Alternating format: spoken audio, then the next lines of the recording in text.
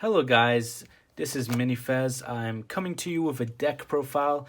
This is my Prankers list that I went 8-0 with today at Mana Screw Locals. It was a 40-man event, 8 rounds, 5 rounds of Swiss, 3 rounds of Top Cut. So I'm going to go over my list and then I'll be talking about what I would change and what cards were great for the deck and my opinions on the new playstyle and how you should be playing the deck now. So we're just going to go straight into it. We're going to start with the main deck. We'll start with the Prankid ratios. Here we're going with 3 Dropsies, the best Prankid, 3 Lampsies, 3 Fansies, 3 Roxies, Terraforming, and 3 Place. So we're playing 16 ways into a Prankid. This is the maximum amount other than playing 1-for-1, but I think 1-for-1 is bad as it is a -1.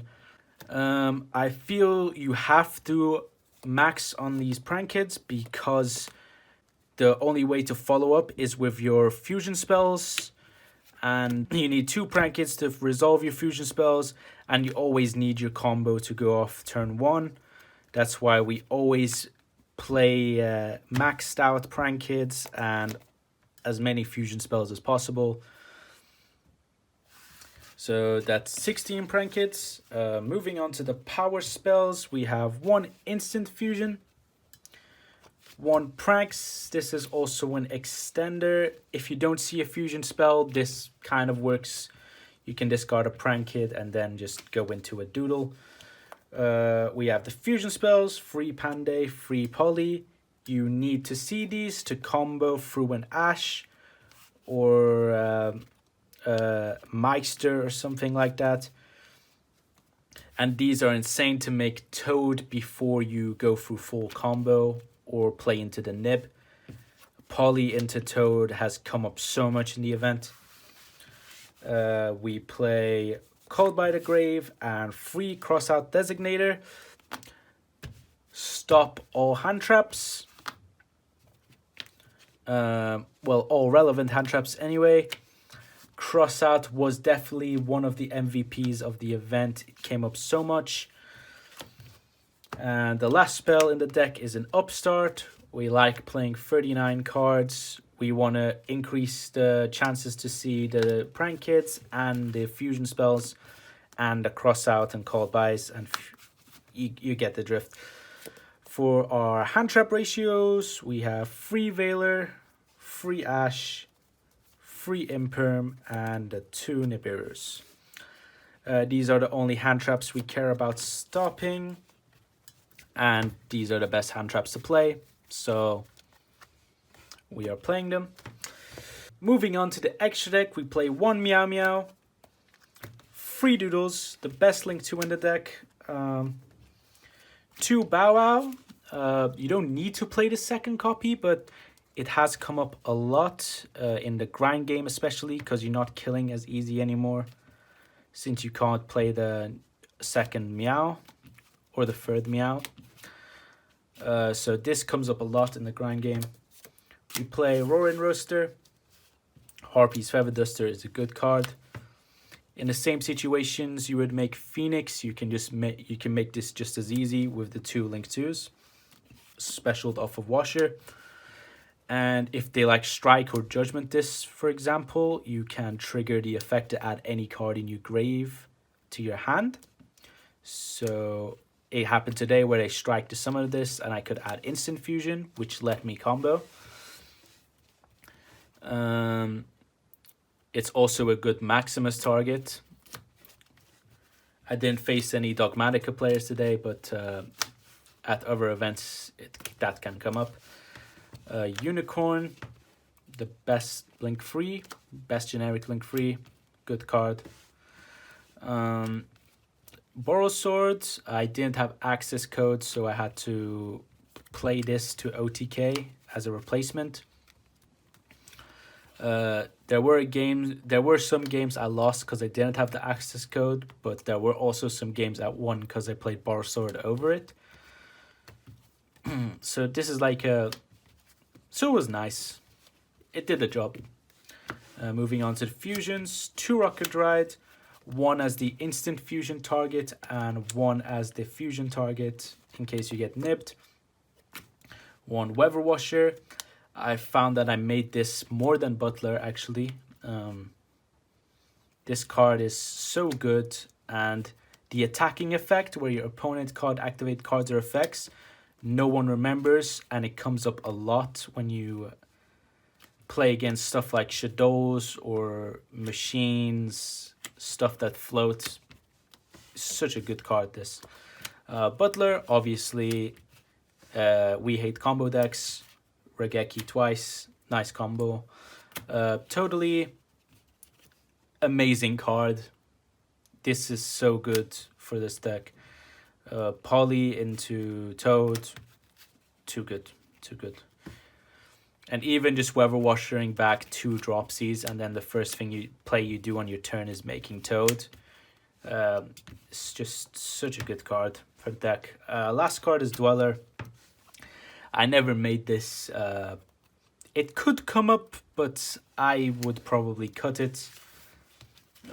Probably for the Phoenix, or a second copy of either Washer or Butler. That is up for debate. Moving on to the side deck, we have 2 Droll Lockbirds. I mainly put this in for Drytron if there was any, but there wasn't, so I never sided this in. So it wasn't the best. It's cuttable. Free Twin, back row hate, such a good card. Evenly, insane card. It actually won me the finals. Free Judgment. Judgment is obviously insane for the deck. We hate cards like Twin Twisters on our Pandemonium, so this card is great. We have free. There can be only ones. This only came up in the final against Eldlich. I mean, it's an okay card. It can come up, but there's not a lot of matchups that lose to this right now, so I don't know. 50-50 on it. It's cuttable. Definitely cuttable. Last card, Skill Drain. Now, this card was actually nuts. Won so many games from it when I saw it, and this is like the best turn 1 card to have, basically. So the way I feel you have to play the deck now is the turn 1 board is usually a Bow Wow, a set Panday plus kids in hand and grave. Usually what you would have done before was you would trigger Bow to add from grave, etc, etc. But now I feel you hold the Bow Wow for after use Pandemonium if you're going to double Regeki. That is because we want to have the Pandemonium in hand for follow-up. So if you don't have the second Pandemonium in grave already, then I would definitely hold this for after you Pandemonium, because you need the Pandemonium in your hand to combo if you use up your Meow Meow. So yeah, the deck really is gone back to how it used to play, where you just need as many fusion cards as possible. But we do have the 1 copy of the Meow Meow, which is still good to start off your first turn combo. And there are times where you don't even need to summon the Meow. So you can even just like end your combo without even ever going into the Meow and just hold it for your second turn, which is kind of nice. Would I play this after Burst of Destiny? Well, I have to see. I'm definitely going to be trying out some other decks like Live Twin and Dragon Link with the new Rocket Caliber.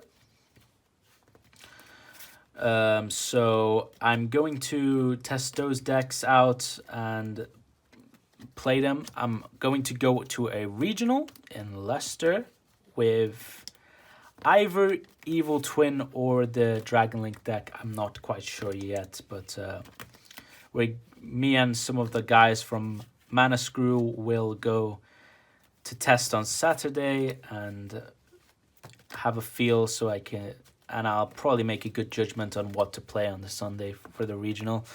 Oh, just before I end, there is some people that are playing Thunder Dragon Fusion and Nemesis Corridor and Verte. I personally do not believe those cards are optimal. They are bricky. Nemesis Corridor does nothing to like turn free. And at that point, I just don't think it's the best.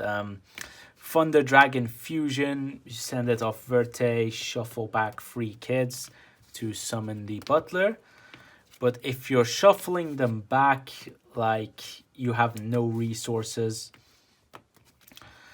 and you can't make the Verte after you Pandemonium, and it really like fills up your extra deck spot with unnecessary cards that you just don't need, when you could just be playing more Prank Kids and Fusion spells instead.